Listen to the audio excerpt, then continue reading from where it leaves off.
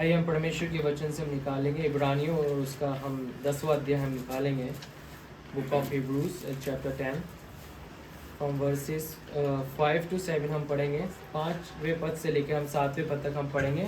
इब्रानियों 10वां अध्याय उसके 5 पद से लेकर 7वें पद तक हम पढ़ेंगे। आप इस प्रकार से लिखा, मैं पढ़ देता हूँ। इसी कारण वे जगत में आते समय कहता है, बलिदान और भेंट तूने ना चाही, पर मेरे लिए एक देह तैयार की। होम बलियों और पाप बलियों से तू प्रसन्न नहीं हुआ।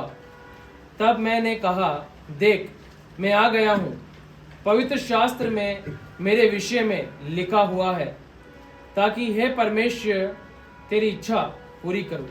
लास्ट टाइम हमने इस बात को, इस टॉपिक को हमने कवर किया था, और हमने लास्ट टाइम जो बातें हमने देखी थी वो ये देखी थी कि यीशु मसीह की आवश्यकता हमें क्यों है, यीशु मसीह को क्यों हम उद्धारकर्ता के रूप में हम ग्रहण करें। और उससे 4 बातें हैं जिसको हमने पहले पॉइंट को हमने कवर किया था। बट आज मैं उस संदेश को ना लेके किसी और बात को आज मैं आपके सामने बताना चाहता हूँ, जो बीते दिनों के अंदर परमेश्वर ने मेरे डिवोशन में मदद करी कि मैं उसे सीखने पाया और गहराई से उसे मैं मनन करने पाया। और इस जो मैं इब्रानियों की किताब का अध्ययन पिछले कई महीनों से कर रहा हूँ, और जब इन पदों के ऊपर मैं कई दिनों से मनन कर रहा था, तो परमेश्वर की आत्मा ने मुझे विशेषकर इन 3 पदों के ऊपर मुझे फोकस होने में अगुवाई करी। और मैं फिर से पढ़ देता हूँ। यहाँ पे इस प्रकार से लिखा, इसी कारण वे जगत में आते समय कहता है। इससे पहले कि यीशु मसीह जो है जगत में आए, यीशु मसीह के बारे में पुराने नियम के अंदर कई सारी भविष्यवाणियां जो हैं अपने पवित्र भविष्यवक्ताओं के द्वारा, राजाओं के द्वारा, अपने नबियों के द्वारा जो है परमेश्वर पिता ने करवाई। ऐसी बहुत सारी भविष्यवाणियों को यीशु मसीह से संबंधित है, हम उन्हें देख सकते हैं परमेश्वर के वचन में, पुराने नियम के अंदर हम देख सकते हैं। और बहुत सारी बातों को यीशु मसीह से संबंधित अपने लोग के द्वारा कहलवाई। और यीशु मसीह भी यहाँ पर कह रहे हैं, परमेश्वर की आत्मा क्या कह रही है, इसी कारण वे जगत में आते समय कहता है, बलिदान और भेंट तूने नहीं चाही, पर मेरे लिए एक देह तैयार करी। यहाँ पे कहा जा रहा है, विशेषकर एक बात को कहा जा रहा है कि तूने बलिदानों को और भेंट को तूने क्या है, ग्रहण करना ना चाहा।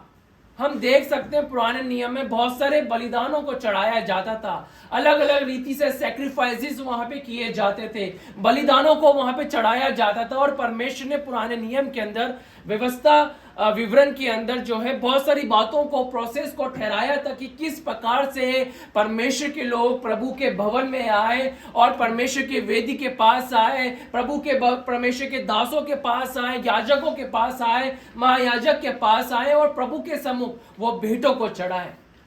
और अलग अलग रीति से वे भेंटों को चढ़ाया करते थे, मेमनों को चढ़ाया करते थे, और वे जो है उस प्रोसेस को, उस प्रक्रिया को जो है पूरा किया करते थे।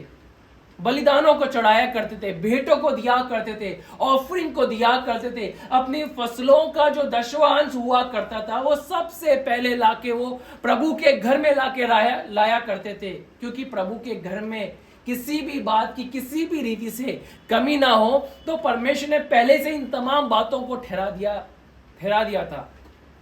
मगर यीशु मसीह यहाँ पर कह रहे हैं कि तूने भेंटों को और बलिदानों से बढ़कर तूने एक बात को ठहराया, और वो बात यह है, होम बलियों और पाप बलियों से तू प्रसन्न नहीं हुआ। 7वें पद में लिखा है, तब मैंने कहा, देख मैं आ गया हूं, पवित्र शास्त्र में मेरे विषय में लिखा हुआ है, ताकि हे परमेश्वर तेरी इच्छा पूरी करूं। 7वें पद पे मेरा ज्यादा फोकस है, और वो बात यह है, तब मैंने कहा, देख मैं आ गया हूं, देख मैं आ गया हूं, देख मैं आ गया हूं, है ना। और क्या लिखा हुआ है, पवित्र शास्त्र में मेरे विषय में लिखा हुआ है। क्या लिखा हुआ है, पवित्र शास्त्रों में मेरे लिए लिखा हुआ है। यीशु मसीह खड़े होकर कह रहे हैं कि मेरे लिए कुछ बातें जो हैं मेरे पिता ने अपने भविष्यवक्ताओं के द्वारा, राजाओं के द्वारा, अपने लोगों के द्वारा ठहराई हैं, वो बातें मेरे लिए लिखी हुई हैं। आमीन। आज का संदेश बहुत ही जबरदस्त संदेश है, अगर हम उसे ग्रहण करेंगे और उसे समझने का प्रयास करेंगे। प्रभु का वचन कह रहा है, यीशु मसीह कह रहे हैं कि मेरे बारे में लिखा हुआ है। इससे पहले मैं बताऊं इसके आगे की बातों को, मैं आपको बताना चाहता हूं कि लास्ट टाइम जब मैंने खत्म किया था वहीं से मैं आरंभ करूंगा और फिर इस बात को मैं कंटिन्यू करूंगा कि यीशु मसीह जो है हमारे समान देह में होके आया। कैसे आया यीशु मसीह? हमारे समान वे आया, मनुष्य बनकर वे आया, ह्यूमन बन के वे आया। और जब वे मनुष्य बन के आया, ह्यूमन बन के वे आया, इसलिए वो हमारा सच्चा मायाजक है। हमारी निर्बलताओं में, हमारी परेशानियों में, हमारे दुखों में हमारी वे अच्छी रीति से हमारी मदद कर सकता है, क्योंकि वे क्या है? सर्वप्रथम क्या है? वे परमेश्वर का पुत्र है। दूसरी और एट द सेम टाइम वो क्या है? मनुष्य का भी पुत्र है। वे मनुष्य, संपूर्ण मनुष्य वे बनकर आया, है ना? वे संपूर्ण रीति से मनुष्य बनकर आया। और जब वे मनुष्य बन के आया था तो हमने लास्ट टाइम देखा था कि यीशु मसीह को भी दर्द होता था या नहीं होता था? यीशु मसीह को भी दर्द होता था। हमें दर्द होता ही नहीं होता? कुछ कांटा या कुछ चीज हमारे हाथों में या हमारे पैरों में चुभ जाती है तो तुरंत हमारे अंदर एक दर्द का एक एहसास हमें होता है, एक फीलिंग हमारे अंदर आती है और एक झंझनाहट सी हमारे शरीर में दौड़ती है और एक दर्द का एहसास हमारे अंदर होता है ना? यीशु मसीह को भी होता था, क्योंकि वो 100% मनुष्य बनकर आया, 100% में मनुष्य बनकर आया।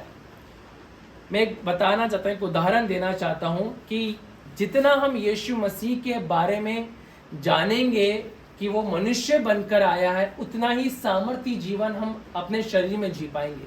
आमीन। जितना उसका भेद जो है, इस भेद को हम जानने पाएंगे। प्रभु के वचन में नए नियम के अंदर 2 या 3 भेदों के बारे में बताया गया है और उसमें से एक भेद ये है कि वो शरीर में होके आया, जिसे शैतान लोगों तक पहुंचाना नहीं चाहता। क्यों नहीं चाहता? क्योंकि उसे पता है कि जब इस भेद को वे जान लेंगे कि वो शरीर में होके आया है तो क्या है? वो एक जयवंत जीवन जी सकते हैं, एक विक्टोरियस लाइफ को वे अपने जीवन में जी सकते हैं। तो यीशु मसीह जो है शरीर में होके आया है। अब मैं आपको बताना चाहता हूं कि जब यीशु मसीह शरीर में होके आए, वो इस रीति से वो मनुष्य थे कि वे क्या किया करते थे। एक पद को मैंने पढ़ाया था, लूका की इंजील उसका 4वां अध्याय है, उसके 16वें पद को एक बार फिर से पढ़े। लूका की इंजील उसका 4वां अध्याय है और उसका हम जो है 16 पद को हम पढ़ेंगे। हमने इस पद को जो है लास्ट टाइम पढ़ा था, इसको बोल के मैं आगे बढ़ूंगा। फिर वे नासरत में आया जहाँ पाला पोसा गया था और अपनी रीति के अनुसार सबके दिन आराधनालय में जाकर पढ़ने के लिए खड़ा हुआ। अब यहाँ पे लिखा है कि वो अपनी रीति के अनुसार सबत के दिन जो है वे आराधनालय में गया और खड़े होकर क्या करा? उसने प्रचार करना आरंभ किया, है ना? क्या किया? अब आगे का पद पढ़े। बड़ा हमने इस पद को तो अच्छी तरह से मेडिटेट किया था लास्ट संडे, बट इस पद को हमने नहीं किया था। पढ़े आगे क्या लिखा है? यशायाह भविष्यवक्ता की पुस्तक उससे ऊपर थोड़ा सा एक और सेंटेंस पढ़ दीजिए। यीशु मसीह क्या कहते हैं मेरे बारे में? फिर यीशु आत्मा ही है। हाँ, फिर यीशु आत्मा की सामर्थ से भरा हुआ गलील को लौटा। नहीं, उससे पहले 16 पद को के लास्ट से पढ़ना आरंभ करें। लूका के 4 के 16 के लास्ट से पढ़ना। वे अपनी रीति के अनुसार सप्त के दिन आराधनालय में जाकर पढ़ने के लिए खड़ा हुआ। यशायाह भविष्यवक्ता की पुस्तक उसे दी गई और उसने पुस्तक खोलकर वह जगह निकाली जहाँ ये लिखा था, प्रभु का आत्मा मुझ पर है, इसलिए कि उसने कंगालों को सुसमाचार सुनाने के लिए मेरा अभिषेक किया है और मुझे इसलिए भेजा है कि बंदियों को छुटकारे का और अंधों को दृष्टि पाने का सुसमाचार प्रचार करूं और कुचले हुओं को छुड़ाऊं और प्रभु के प्रसन्न रहने के वर्ष का प्रचार करूं। अब यहाँ पर जो है बहुत सारी बातें यीशु मसीह कह रहे हैं और यशायाह नबी की किताब से जो है, भविष्यवक्ता की किताब से उस लेख को खोल कर वे क्या कर रहे हैं? पढ़ रहे हैं अपनी रीति के अनुसार। और हमने लास्ट टाइम देखा था कि यीशु मसीह की एक हैबिट थी कि वह निरंतर आराधनालय में जाया करते थे और वचन को पढ़ा करते थे, क्योंकि वचन जो है ऑर्डिनरी लोगों के पास उस समय अवेलेबल नहीं था। कुछ ही लोगों के पास अवेलेबल उस समय हुआ करता था प्रभु का वचन, या तो खुदा के घर में अवेलेबल हुआ करता था, या राजाओं के पास हुआ करता था, या उस समय के प्रतिष्ठित लोग जो हुआ करते थे, रईस लोग जो हुआ करते थे, या बड़े जो याजक लोग हुआ करते, उन्हीं के पास खुदा का वचन अवेलेबल था, हर एक के पास नहीं था। और यीशु मसीह ने एक ऐसे परिवार में जन्म लिया जहां पर खुदा का वचन जो है उस रीति से अवेलेबल नहीं था। इसलिए वो क्या है, वे जाते थे और खुदा के वचनों को, अपनी ही बातों को वे पढ़ा करते थे। उनकी रीति थी, उनकी हैबिट थी। इस बात को तो हमने लास्ट टाइम देखा था, है ना। और उन्होंने क्या करा, यशायाह नबी की किताब को खोला, है ना, जब उनके बारे में क्या है लिखा हुआ है। अब जब उनके बारे में लिखा हुआ है तो मैं आपको बताना चाहता हूं कि जैसे मैंने अभी थोड़ी देर पहले बोला कि यीशु मसीह हमारी रीति से आए। आज मम्मी ने मुझे जन्म दिया, वो पढ़ी लिखी हैं, इसका मतलब ये नहीं है कि मुझे पढ़ाई करने की आवश्यकता नहीं पड़ी। मुझे पढ़ी, मैंने भी क्या है क ख ग सीखा, ABCD को मैंने सीखा, है ना, नंबर्स को मैंने सीखा। बचपन से हमें सिखाया गया मल्टीप्लिकेशन कैसे करना चाहिए, LCS DF जो भी हुआ करते हैं, मैथमेटिक्स के अंदर हुआ करते थे, सब बातों को हमने क्या है बचपन में सीखा। आप समझ रहे हैं जो मैं बताना चाह रहा हूं। मेरी मम्मी पढ़ी लिखी हैं, उन्होंने ट्रेनिंग करी, इसका मतलब ये नहीं कि मैं नहीं पढ़ूंगा, मेरे को भी पढ़ना पड़ेगा, है ना, मेरे को भी पढ़ना पड़ेगा। आज मैं और शेफाली पढ़े लिखे हैं, हमने अपनी ग्रेजुएशन का करा, इसका मतलब ये नहीं कि हम ईवा को या ईथन को नहीं पढ़ाएं, या उन्हें पढ़ाई की आवश्यकता नहीं पड़ेगी, उन्हें भी पढ़ेगी, है ना, क्योंकि वो क्या है, मनुष्य है ना, मनुष्य है। और जो बचपन में जन्म लेते हैं वो जीरो मेमोरी से स्टार्ट होते हैं, ग्रो करते हैं, और मेमोरी के अंदर अपने डेवलप करते रहते हैं, स्किल्स को डेवलप करते हैं, है ना, सीखते हैं, भाषाओं को सीखते हैं, मात्राओं को सीखते हैं, तमाम बातों को। वह आज ईथन को मैं देख रहा हूँ, जब मैं भी पढ़ाता हूँ, शेफाली भी पढ़ाती है, तो हम इन बातों को हम देख रहे हैं कि किस रीति से ईथन ग्रो कर रहा है ना। तो यीशु मसीह को भी आवश्यकता थी या नहीं थी, आप ही सोचिए। क्या यीशु मसीह को आवश्यकता थी? वो सुपरमैन नहीं थे, वो क्या थे, मैन थे ना। सन ऑफ गॉड तो वे हुए हैं, but at the same time वो सन ऑफ मैन भी थे। क्या मतलब है कि उन्होंने भी बचपन से पढ़ाई करी, उन्हें भी सीखना था, उन बातों को सीखना था। जिसने खुद ने वचन दिया, जिसके बारे में वचन लिखा हुआ है, जिसके द्वारा वचन आया है, उसने भी क्या किया, इनको सीखा। तो आज आपको और मुझे कितनी सीखने की आवश्यकता है ना, है नहीं है। मेरे नाना जो है भक्त सिंह के साथ मिनिस्ट्री किया करते थे, प्रभु के महान सेवक जो भारत के हुए, उनके साथ मिनिस्ट्री किया करते थे। मेरे दादाजी, मेरा नाना जी भी जो है मिशनरी है। तो इसका मतलब ये नहीं कि मैं बाइबल नहीं पढ़ूं, मुझे भी जीरो से क्या है, बाइबल को पढ़ना पड़ेगा। और मैंने पढ़ा स्टार्टिंग से, है ना, और आज भी पढ़ रहा हूँ, सीख रहा हूँ, है ना। तो कहने का मतलब ये है कि यीशु मसीह ट्रूली जो थे वो इंसान के रूप में आए। इसका सबसे बड़ा एक चिन्ह ये था कि यीशु मसीह ने भी अपनी रीति के अनुसार इस बात को वो जाके भवन में जाके खुदा की उपस्थिति में जाके वे बैठते थे, खुदा के वचन को वे खोलते थे, चाहे लोग आए या नहीं आए, चाहे लोग ध्यान दे या ना दे, वे आते थे, बैठते थे और अपने बारे में उन भविष्यवाणियों को पढ़ा करते थे। वे सीखने का प्रयास करते थे कि मैं उन बातों को जानूं कि मेरे बारे में जो भविष्यवाणियां दी गई हैं, मेरे बारे में जो बातें दी गई हैं, जो मुझे इस संसार में रहते हुए, देह के दिनों में रहते हुए पूरी करनी है, वे कहां लिखी हुई है। वो एक एक पन्ने को टटोलते थे, वे एक एक आयतों को पढ़ा करते थे, रटते थे, याद करते थे, मेमोराइज करते थे कि एक दिन मैं खड़ा होऊंगा और कहूंगा खुदा के वचन को प्रचार में करूंगा, उसके लिए मुझे तैयारी करनी पड़ेगी। यीशु मसीह ने पूर्ण रीति से तैयारी करी है। वो ऐसे ही 30 साल का होके खड़ा नहीं हो गया। यीशु मसीह ने जीरो से स्टार्ट करी है। अगर वह जीरो से स्टार्ट नहीं करता, अगर उसने जीरो से स्टार्ट नहीं करा होता, तो वह कभी भी मनुष्य नहीं कहलाता, वो केवल खुदा का बेटा ही कहलाता। मगर यीशु मसीह ने जीरो से स्टार्ट किया है। शून्य से स्टार्ट किया है। जीवन कहां से उत्पन्न हुआ, कैसे उत्पन्न हुआ? जब वे बड़े तो उन्होंने अपनी माँ की, अपने बाप की डांट भी खाई होगी। उन्होंने इस बात को देखा होगा कि उनके घर में कभी आटा खत्म हो गया, कभी उनकी कुप्पी में तेल खत्म हो गया।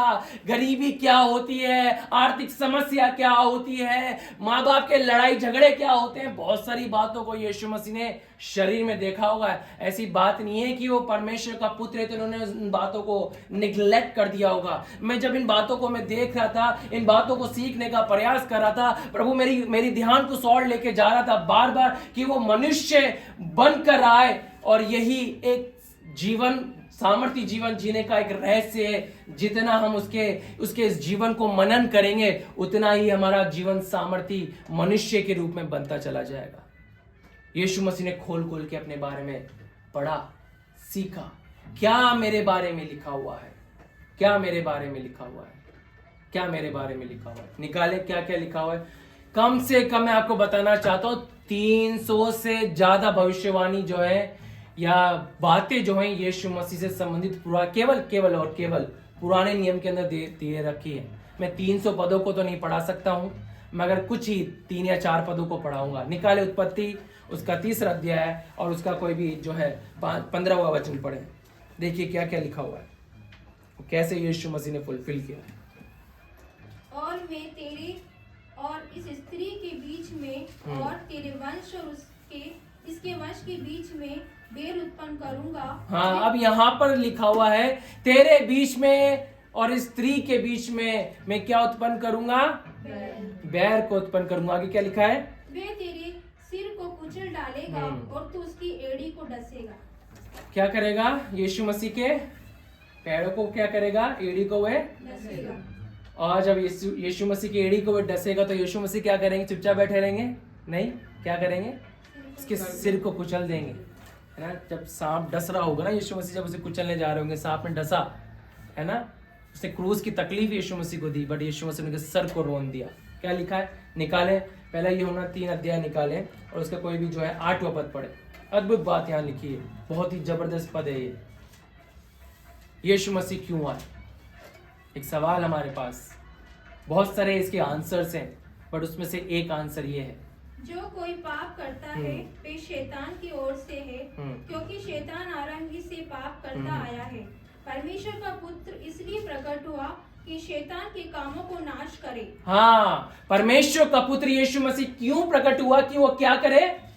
शैतान के कामों को नाश, शैतान के कामों को क्या करे? वे नाश कर दे, है ना। इसलिए यीशु मसीह क्या है? आए, है ना। ये जैसे यीशु मसीह के पैर को एड़ी को से डसा, यीशु मसीह ने उसके सर को कुचला, मगर वहां पे क्या हुआ? ये वचन दिया गया है यीशु मसीह के बारे में कि उसने क्या कर दिया? शैतान के कामों का सर्वनाश कर दिया, पूर्ण रीति से डिस्ट्रॉय कर दिया शैतान को। आज शैतान क्या है?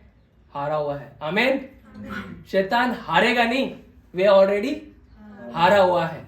हमें कैसे ऐसे मैच का टेलीकास्ट हम देख रहे हैं जो ऑलरेडी जीता जा चुका है, और जब हमें रिजल्ट पता है तो हमें घबराने की आवश्यकता नहीं है, है ना।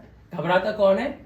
जो उसका क्या देखता है, इसको रिजल्ट नहीं पता, और वो जो है क्या आता है लाइव टेलीकास्ट के बाद हाइलाइट्स आ रही है और हाइलाइट्स को देख रहा है वो, और वो से लग रहा है कि यार एक बॉल में 6 रन चाहिए, इंडिया हार जाएगी शायद, है ना। वो वाला मैच जब इंडिया का T20 वर्ल्ड कप का पहला T20 वर्ल्ड कप इंडिया ने जीता था, लास्ट बॉल का जब हाईलाइट दिखाते थे सबकी धड़कनें क्या है? जब मिसबा ने पीछे मारा, है ना, किसने कैच किया था? हरभजन ने या किसने? शीर्षद ने कैच किया था, है ना। जब हमने रिजल्ट नहीं पता होगा और हम हाईलाइट को देख रहे होंगे तो हमारा दिल की धड़कनें बढ़ जाएगी, मानो दिल हमारे मुंह में आ जाएगा, अरे यार इंडिया हार गई यार, जीतते थे यार। बट जिसने देखा हो तो चुपचाप बैठा रहेगा, यार इंडिया जीत चुकी है, थी ये मैच ऑलरेडी जीत गई। तो ये वो रिजल्ट है, यीशु मसीह ने शैतान को हरा दिया। वो मेरा टॉपिक नहीं है, मैं बताना मांगता हूँ ये कि यीशु मसीह के बारे में जो है बातें दी रखी हैं। एक और पद को हम निकालेंगे, कोई भी निकाले, भजन संहिता 40 और उसका 9वां पद कोई भी पढ़े। भजन संहिता 40 और उसका 9वां पद कोई पढ़े।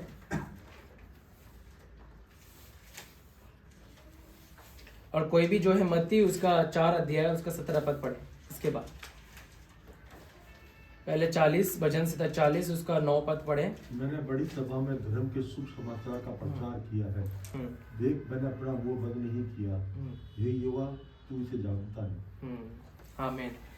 यहाँ पे यीशु मसीह के बारे में दिया गया है। क्या दिया गया है कि मैंने कैसी सभा में, बड़ी सभा में बड़े लोगों के बीच में भी मैंने तेरे नाम का प्रचार किया है। तेरे नाम को लेने से मैं नहीं डरा। मैंने हियाव बांध के खड़े होके दृढ़ता के साथ मैंने तेरा प्रचार किया है। कोई भी पढ़े मत्ती 4 अध्याय उसका 17 पद पढ़े। जल्दी जल्दी निकालेंगे हम क्योंकि संदेश को हमें कंप्लीट करना है। मत्ती 4 अध्याय उसका 17 पद और कोई भी निकाल करके भजन संहिता 78 का 1 और 2 पद। उस समय से यीशु ने प्रचार करना और ये कहना आरंभ किया, मन फिराओ क्योंकि स्वर्ग का राज्य निकट आया है। उसी दिन से यीशु मसीह ने प्रचार करना आरंभ किया क्योंकि यीशु मसीह को पता था कि भजन संहिता के अंदर जो है 40 के 9 में मेरे बारे में लिखा हुआ है कि मुझे सभा में खड़ा होना है और खड़े होकर क्या करना है, मुझे प्रचार करना है। और यीशु मसीह एक दिन खड़े और उन्होंने प्रचार करना क्या है, आरंभ किया। मन फिराओ क्योंकि स्वर्ग का राज्य जो है वो निकट आ गया है। कोई भी निकाले भजन संहिता उसका 78 उसका 1 और 2 पद पढ़े। भजन संहिता 78 उसका पहला और दूसरा पद हम पढ़ेंगे और कोई भी उसके बाद निकाल के रखे। मत्ती उसका 13 अध्याय 34 और 35 पद। हे मेरे लोगों मेरी शिक्षा सुनो, मेरे वचनों की ओर कान लगाओ। मैं अपना मुंह नित्य वचन की कहने के लिए खोलूंगा। मैं प्राचीन काल की गुप्त बातें कहूंगा, जिन बातों को हमने सुना और जान लिया और हमारे बाप दादों ने हमसे वर्णन किया है। उन्हें हम उनकी संतान से गुप्त न रखेंगे, परंतु होनहार पीढ़ी के लोगों से यहोवा का गुणवाद, उसकी सामर्थ और आश्चर्य कर्मों का वर्णन करेंगे। यहाँ पर यीशु मसीह से संबंधित बातें दे रखी हैं कि मैं उन बातों को बताऊंगा जिन्होंने इन्होंने कभी नहीं सुनी, इन्होंने कभी उस रीति से सीखी ही नहीं। पढ़े मत्ती उसका 13 अध्याय निकालें और उसका 34 और 35 पद पढ़े कोई भी।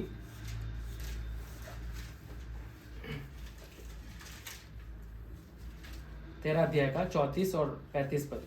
ये सब बातें यीशु ने दृष्टांत में लोगों से कही और बिना दृष्टांत वे उनसे कुछ ना कहता था कि जो वचन भविष्यवक्ता के द्वारा कहा गया था वे पूरा हो। मैं दृष्टांत कहने को अपना मुंह खोलूंगा। मैं उन बातों को जो जगत की उत्पत्ति से गुप्त रही है प्रकट करूंगा। अब दृष्टांतों की बातों को, गुप्त बातों को, उन बातों को जो जगत से लोगों से अनजान, उनसे अनजान थे, उनसे गुप्त रखी गई थी, उन बातों को यीशु मसीह ने कहना आरंभ किया। क्योंकि भविष्य क्या लिखा है यहाँ पे, अभी हमने पढ़ा, यीशु मसीह कह रहे हैं कि जो आरंभ से कही गई थी, भविष्य वक्ताओं के द्वारा कही गई थी। तो मैं जो आपको बताना चाहता हूं कि यीशु मसीह ने जिस पॉइंट को मैं लेके आना चाहता हूं, जिस वचन को, वाक्य को मैं लेके आना चाहता हूं, जिस थीम को मैं लेके आना चाहता हूं, वो ये it is written about me. ये मेरे बारे में लिखा हुआ है। क्या है? मेरे बारे में लिखा हुआ है। यीशु मसीह को उसको सर्च करना पड़ा, देखना पड़ा, और यीशु मसीह ने पढ़ा उन बातों को। बट मैं आपको इंकरेज करना चाहता हूं, जो मेरा संदेश वो है, it is also written about us. हमारे बारे में भी लिखा हुआ है। बोले, अपने दिल पे हाथ रख के बोले, मेरे बारे में भी लिखा हुआ है। क्या लिखा हुआ है? आपके बारे में भी परमेश्वर के वचन में कुछ वायदे दे रखे हैं, कुछ बातें दे रखी हैं। खुदा कह रहा है इन बातों को, खुदा डिक्लेयर कर रहा है इन बातों को कि तुम्हारे बारे में भी लिखा हुआ है। आज ना केवल यीशु मसीह के बारे में इन बातों को दिया गया था, मगर हम नए नियम में परमेश्वर के वचन में इस बात को देख सकते हैं। खुदा हमें इंकरेज कर रहा है और कह रहा है कि तुम्हारे लिए भी दे रखा है। निराश मत हो, हताश मत हो, परेशान मत हो जाओ। केवल यीशु के बारे में ही नहीं, मगर यीशु के द्वारा मैं तुम्हारे को बताना चाहता हूं कि तुम्हारे लिए भी लिखा हुआ है। क्या लिखा हुआ है? 2 कुरिन्थियों 5 अध्याय और उसका 17वां पद निकाले। बहुत ही खूबसूरत वचन है, हमें याद भी होगा, इस वचन को हमने कई बार पढ़ा भी होगा। 2 कुरिन्थियों 5 अध्याय और उसका जो है हम 17वां पद हम पढ़ेंगे। इसलिए यदि कोई मसीह में है तो वह नई सृष्टि है, पुरानी बातें बीत गई है, देखो सब बातें नई हो गई है। यहाँ पर दिया गया है कि मसीह में हम क्या हैं? नई सृष्टि है। क्या है? नई सृष्टि है। कहें, अपने दिल पे हाथ रख के कहें, मैं एक नई सृष्टि हूं ना। I am a new creation, है ना। मसीह यीशु में जब हमने विश्वास किया, अपने जीवन का उद्धारकर्ता उसे हमने ग्रहण किया, उसी पल से, उसी क्षण से हम एक नई क्रिएशन बन गए। और खुदा हमें यह वचन दे रहा है, डिक्लेयर कर रहा है, लोग तुम्हारे को पुराने सृष्टि कहेंगे, लोग तुम्हारे को ताने कहेंगे, लोग तुम्हारी जो है बदनामी करेंगे, बट मैं तुम्हारे को बताना चाहता हूं कि तुमने मेरे नाम पर विश्वास किया और आज से तुम क्या हो गए हो? एक नई क्रिएशन बन गए हो, एक नई सृष्टि तुम बन गए हो। अपने आप से बोले, जब शैतान आपको आपके पास्ट बताए, आप उसको खुदा के वचन से रूबरू कराए और बोले, नहीं शैतान, तू मेरे पास्ट को जानता है, तू मेरे पापों को जानता है कि मैंने अपने जवानी की अवस्था में, अपने पिछले दिनों में क्या किया था। आपके दोस्त आएंगे, जब आप प्रचार कर रहे होंगे, आप गा रहे होंगे, लोग आएंगे, आपके मित्र आएंगे, वो बोलेंगे, देख भाई, देख बहन, तू तो ऐसी बातों को बोला करती थी, आज तू तो बड़ी प्रचार कर रही है, बड़ा प्रचार कर रहा है, मगर हम तेरी जड़ों को जानते हैं कि तू कहां से निकला है, तू कैसा था, तू क्या करा करता था। बीते दिन मेरे एक दोस्त से बात हो रही थी, 2 दिन पहले यही मैं प्रभु के भवन में बैठ के उस भाई से बात कर रहा था, बहुत ही निराश में था। और जब उसको पता लगा कि मैंने रिजाइन करके खुदा की सेवा में आया, परमेश्वर के पीछे चलना आरंभ मैंने किया, तो उसने बोला, भाई सबको बिगाड़ने वाला तू ही था और तू ही निकल पड़ा खुदा के पीछे और हमें छोड़ गया तू। यार ये क्या बात हुई, हमारे को भी खुदा का संदेश तो सुना। मैंने बोला, भाई बिल्कुल मैं तुझसे मिलूंगा, सॉरी मैं तुझसे नहीं मिल पाया, मैं तुझे बता नहीं पाया, बट तू यहाँ पर जरूर आना, हम खुदा की आराधना करते हैं। जो बात मैं आपको बताना चाहता हूँ ये कि उसने एक झलक मुझे दिखाई कि तेरा जीवन देख कैसा था ना। शैतान आपको झलक दिखाएगा, मगर आपको क्या बोलना है? I am the new creation, मैं एक नई सृष्टि हूं, मैं एक नई रचना हूं, मेरे पिता की एक नई रचना में बन चुकी हूं। मेरा बीता हुआ समय कैसा रहा उससे मेरे परमेश्वर को फर्क नहीं पड़ता, आज मेरा जीवन कैसा है उससे मेरे पिता को फर्क पड़ता है। यही सत्य है, परम सत्य है जो प्रभु वचन के द्वारा बताना चाहता है, that I am the new creation, मैं एक नई सृष्टि बन चुका हूं। लोग तुम मुझ पे दोष लगा लो, मेरे पे हंस लो, मगर मुझे उससे कोई परवाह नहीं है, क्योंकि मैं अपने पिता का मैं फेवरेट जो है बेटा या बेटी बन चुका हूं। आमीन, है ना। कोई भी निकाले एक बार फिर से परमेश्वर के वचन से, गलातियों उसका 3रा अध्याय और उसका 26वां पद पढ़े। It is written about you, ये आपके बारे में जो है दिया गया है।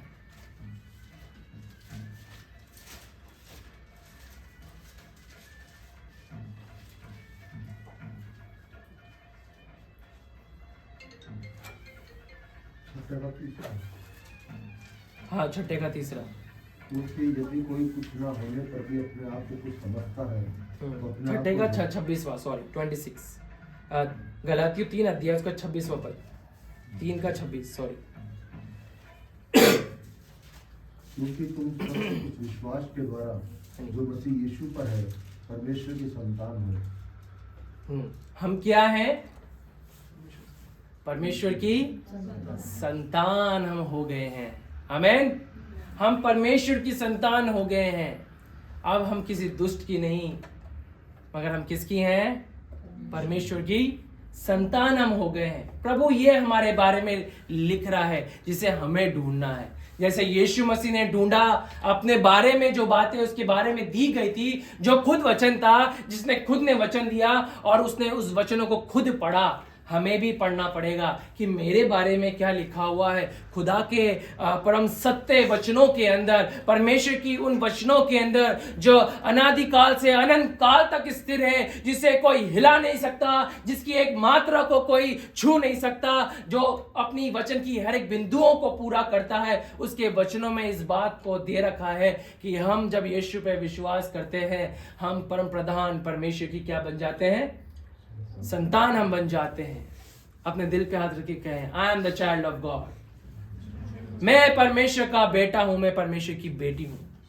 आप परमेश्वर के बच्चे हैं।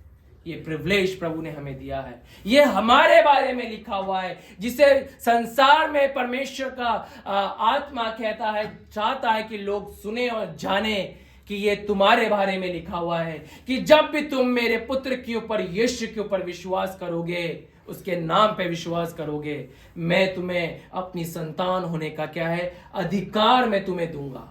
मैं तुम्हें अपना अधिकार, संतान होने का अधिकार मैं तुम्हें दूंगा। कोई भी निकाले पहला पत्रस उसका 2 अध्याय और उसका 9वां पद, कोई भी पढ़े।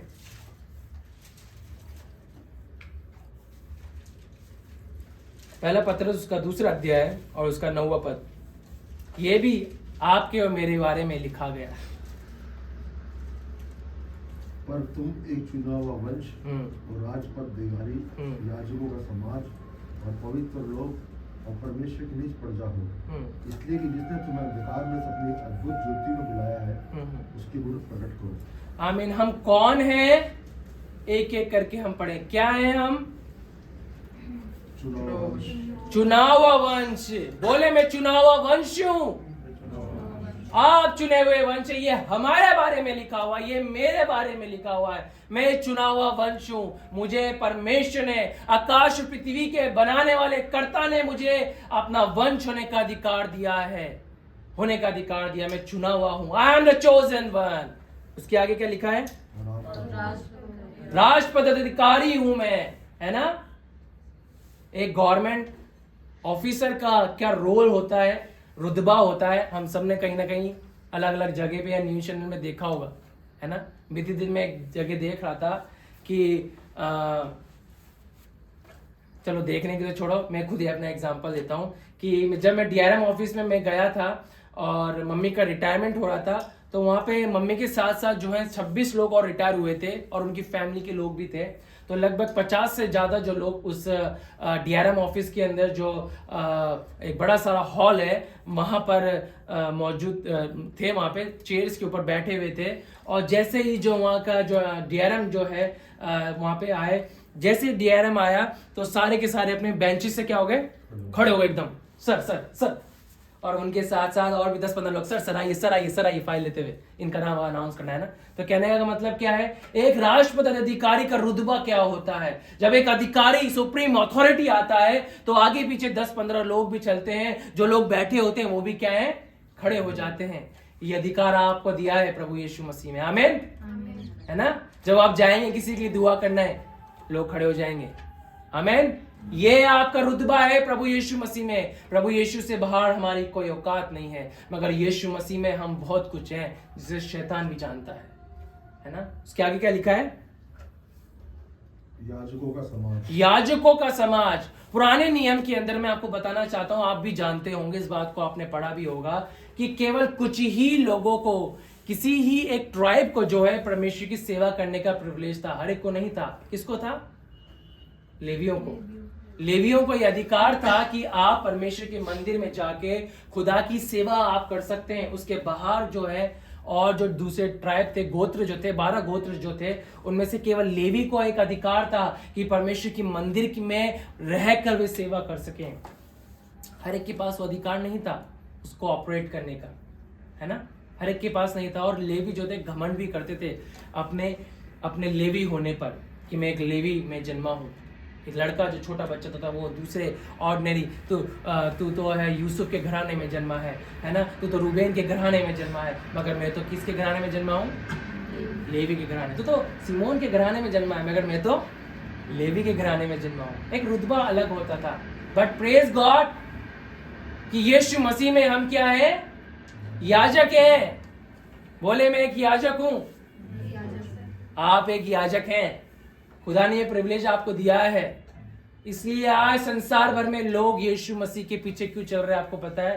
क्योंकि यीशु मसीह ने कोई भी मतभेद नहीं रखे, कोई भी ऊंच नीच नहीं रखी, कोई जाति पाति नहीं रखी। अगर आप यीशु पे विश्वास करते हैं, चाहे आप कहां से भी उठ के क्यों ना आए हो, कूड़े कटकट से भी उठ के क्यों ना आए हो, पाप से भी क्यों ना उठ के आए हो, यीशु में आप नई सृष्टि हैं और आप उसके याजक हैं। प्रभु की सेवक और सेविका आप बन चुके हैं। और आगे क्या लिखा है? चुना हुआ वंश, याजकों का समाज, पवित्र लोग। आमीन। पवित्र लोग, ये बहुत ही भारी शब्द है, पवित्र लोग, है ना। कहे मैं पवित्र हूं, बोले मैं पवित्र हूं। आमीन। आप पवित्र हैं ऑलरेडी यीशु मसीह में, है ना। हम कई बार दुआ क्या करते हैं, हम अधर्मी हैं। आप अधर्मी नहीं है। हम क्या है? धर्मी है यीशु मसीह में। प्रभु ने हमें क्या है, रोमियो में क्या लिखा है, 5-6 अध्याय में अगर आप पढ़ेंगे तो वहां पे लिखा है कि हम यीशु के द्वारा धर्मी ठहरा चुके हैं already, we are already a righteous people. इसलिए याकूब की पत्री में लिखा है कि धर्मी जन की प्रार्थना के प्रभाव से जो है बहुत कुछ हो सकता है। धर्मी जन की प्रार्थना के प्रभाव से क्या हो सकता है, बहुत कुछ हो सकता है। एक धर्मी जन की प्रार्थना से क्या हुआ आपको पता है, जब एलिया ने प्रार्थना करी तो क्या हुआ, कितने दिन तक वर्षा नहीं आई, कितने साल, 3 साल, है ना, 3-3.5 साल लगभग जो है वर्षा नहीं हुई। एक व्यक्ति की प्रार्थना से, सोचिए यहाँ पे कितने लोग हैं, है ना, और आप कितने प्रभावशाली हैं। जब हम प्रार्थना करेंगे तो क्या होगा, बाढ़ ही नहीं आ जाए इतनी सामर्थ्य है हमारी प्रार्थना है ना। बट हमें क्या है, ये जानना है कि हमारे बारे में क्या लिखा हुआ है, और इसे को शैतान कभी जानने नहीं देना चाहता है। एक आखिरी अंतिम वचन को मैं पढ़वाऊंगा, कोई भी निकाले, प्रकाशित वाक्य 5वां अध्याय और 10वां पद कोई पढ़े।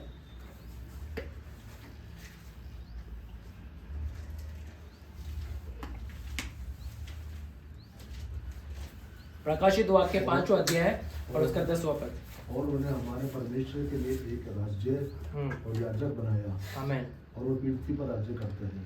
और वे क्या करते हैं, पृथ्वी के ऊपर क्या करते हैं, राज्य करते हैं। And they will rain on earth. English में बहुत अच्छी रीति से लिखा है किंग जेम्स वर्जन के अंदर, and they rain on earth, यानी कि वो पृथ्वी के ऊपर राज्य करने के लिए प्रभु ने हमें बुलाया है। ये मेरे बारे में लिखा हुआ है, ये आपके बारे में लिखा हुआ है कि हम पृथ्वी में हैं, हम क्या है, राज्य करने के लिए आए हैं। और यही परमेश्वर ने, त्रिएक परमेश्वर ने अदन की वाटिका में आदम और हवा को बनाया था, क्या करने के लिए, राज्य करने के लिए, जो शैतान ने उनसे छीन लिया था और उन्हें या कहें उन दोनों ने दे दिया था। यीशु में हमें वो मिल गया है। आमीन। हमारे बारे में क्या लिखा हुआ है, दोबारा से 7वां पद में पढ़ूंगा, इब्रानियों उसके 10 अध्याय का 7वां पद। तब मैंने कहा, देख मैं आ गया हूं, पवित्र शास्त्र में मेरे विषय में लिखा हुआ है, पवित्र शास्त्र में मेरे लिए लिखा हुआ है। आज मैं इनकरेज करना चाहता हूं, ये वचन जब मैं पढ़ रहा था सीधे मेरे पर अटैक किया और बोला, अर्पित तेरे बारे में भी लिखा हुआ है, you have to find it. तुझे खोज करनी पड़ेगी कि तेरे बारे में क्या लिखा हुआ है, तेरे बारे में क्या लिखा हुआ है, तेरे बारे में। और सीधे प्रभु ने मुझे यिर्मयाह उसके पहले अध्याय में से प्रभु ने मुझसे बातचीत करी, पहले दूसरे अध्याय में से प्रभु ने, कि मैंने तुझे ठहराया है भविष्यवक्ता होने के लिए। मैं भविष्यवक्ता नहीं हूं, ये नहीं कह रहा, बट प्रभु ने कॉलिंग परमेश्वर ने दी कि I have the chosen you, मैंने तुझे बुलाया है, तुझे डिक्लेयर करने के लिए, अपने वचनों को बताने के लिए, है ना। प्रभु में हमें खोज करनी पड़ेगी कि हम हमारे बारे, मेरे बारे में क्या लिखा हुआ है। आज मैं इनकरेज करना चाहता हूँ, एक और पद में पढ़ाऊंगा, कोई भी निकाले, मत्ती 5 अध्याय उसका 13 और 14 पद पढ़ के भी समाप्त हम करेंगे, फिर आगे की ओर हम जाएंगे। मत्ती 5 अध्याय उसका 13 और 14 पद हम पढ़ेंगे, जल्दी से निकाले, कोई पढ़ दे। तुम जगत की ज्योति हो। आमीन। आप क्या है, ये आपके बारे में लिखा हुआ है, मेरे बारे में लिखा हुआ है कि मैं क्या हूं, बोले I am the light of this world, मैं जगत की ज्योति हूं। ये आपके और मेरे बारे में दिया गया है, लिखा हुआ है। और जो नगर पहाड़ पर बसा हुआ है छिप नहीं सकता। कितना अच्छा वचन है ना। जो नगर पहाड़ पे बसा हुआ है ना, वो चाहे कितना अपने आप को छिपाने का प्रयास कर ले, वो छिप नहीं सकता है। लोग ढूंढते हुए ही आएंगे, उस नगर की ओर जाएंगे। आमीन। अगर हम उस पहाड़ पे बसे हुए नगर के समान, अगर हम जगत की ज्योति हैं, लोग हमारे को ढूंढते हुए आएंगे, आपको ढूंढते हुए आएंगे, क्योंकि ये आपके बारे में और मेरे बारे में लिखा हुआ है। इसलिए आज बड़ी भीड़ लग रही है। मैं आपको बताना चाह रहा हूँ, हमेशा से इस बात को कई सालों से बोलते हुए आ रहा हूं, एक बड़ी भीड़ लग रही है। वो बड़ी भीड़ हमारे को फॉलो करते आएगी, क्योंकि उन्होंने हमारे अंदर यीशु मसीह को देख लिया है। मैं अभी से इस बात को बोल रहा हूँ, जब ये होगा तब आप इस बात के गवाह बनेंगे कि नहीं, ये बातें पहले से बोल दी गई थी, है ना। क्या लिखा है आगे इसके 14वां पद में, क्या लिखा है, और लोग दिया जलाकर पैमाने के नीचे नहीं परंतु दीवट पर रखते हैं, तब उससे घर के सब लोगों को प्रकाश पहुंचता है। उसी प्रकार तुम्हारा उजियाला मनुष्य के सामने चमके, कि तुम्हारे भले कामों को देखकर तुम्हारे पिता की जो स्वर्ग में है बढ़ाई करे। बिल्कुल, तुम्हारे कामों को देखकर वो क्या करेंगे, स्वर्गीय पिता की क्या है, वे बड़ाई करेंगे। अगर उससे और ऊपर अगर हम पढ़ेंगे तो वहाँ पे लिखा है कि तुम जगत की ज्योति भी हो, at the same time you are the salt of this earth. तुम क्या हो, पृथ्वी के नमक भी हो, है ना। ज्योति हर एक को दिखती है, नमक जब पानी में घुल जाता है तो दिखता नहीं है। क्या है, दो तरीके की मिनिस्ट्री होती है, ज्योति के समान चमकने वाली मिनिस्ट्री, और एक नमक जो घुल जाता है पानी में मगर स्वाद देता है, एक वो भी मिनिस्ट्री होती है जिससे कोई नहीं देखता, है ना। लास्ट टाइम हमने यहाँ पे देखा था बॉडी ऑफ क्राइस्ट के बारे में कि कैसी भी सेवा होती है, इससे कोई नहीं देखता। आज मुझे देख रहे होंगे, बट यहाँ पर कुछ लोग थे जिन्होंने यहाँ पर जो है इस हॉल को बनाने के लिए बड़ी मेहनत करी, पुट्टी उन्होंने करी, सफाई उन्होंने करी, है ना। मैं आने वाले समय में उनके नाम को भी लूँगा, बट मैं आपको बताना चाहता हूँ कि उन लोगों को शायद उस रीति से काम करते हुए लोगों ने नहीं देखा, बट वो क्या है, वो नमक के समान है जो अपनी सेवा को दे रहे हैं। इससे परमेश्वर उतना ही आदर देता है जितनी वे ज्योति के समान चमकने वालों को आदर देता है। तो प्रभु का हम धन्यवाद करते हैं, प्रभु की हम स्तुति करते हैं इन वचनों के लिए। आइए हम छोटी सी प्रार्थना हम करेंगे, फिर हम जो है आगे का समय मैं शेफाली को हैंड ओवर करूँगा, फिर उसमें हम जो है एक गीत को गा के प्रभु भोज में भी हम जाएंगे। आज हम प्रभु भोज भी लेंगे और परमेश्वर की मेज में हम सहभागी होंगे। और जैसे मैंने लास्ट टाइम भी कहा था कि हम इसको महीने के पहले रविवार से हम आरंभ हम करेंगे, और ये महीने का पहला संडे है, हम इसको हम आरंभ करना चाहते हैं। तो आइए हम अपनी आंखों को हम बंद करें, परमेश्वर के सम्मुख हम जाएं, परमेश्वर से हम प्रार्थना हम करें। प्रभु जी, हम आपका धन्यवाद, हम आपकी स्तुति, हम आपकी प्रशंसा, हम आपकी बड़ाई करते हैं पिता, कि आप आदर और स्तुति के योग्य महान ईश्वर परमेश्वर पिता हैं। प्रभु जी, आपके तुल्य ना तो कोई था, ना है, ना कभी कोई होगा। प्रभु, हम धन्यवाद करते हैं पिता कि ये मौका, ये प्रिविलेज आपने हमें दिया कि हम यहाँ पे एकत्रित होकर आपकी इबादत, आपकी आराधना करने पाए प्रभु जी। और धन्यवाद करते हैं सुंदर स्थान के लिए परमेश्वर पिता जो आपने हमें दिया, जहाँ पर हम परमेश्वर पिता